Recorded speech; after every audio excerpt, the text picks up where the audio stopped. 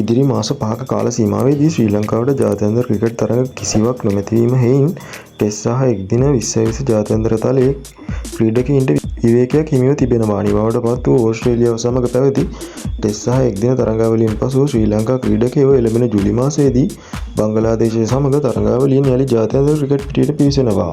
බංගලාදේශය සමග ටෙස්ට් තරඟ දෙකක්, එක්දින තරඟ 3ක් සහ 2020 තරඟ 3ක් ශ්‍රී ලංකාවේදී පැවැත්වීමට නියමිතයි. මේ වන විට පාකිස්තානය සහ එක්සත් අරබ් එමිරාජයේ පැවැත්වෙන ශූරයින්ගේ කුසලානය සඳහාද ශ්‍රී ලංකාවට සුදුසුකම් ලබා ගැනීමට නොහැකි වුණා.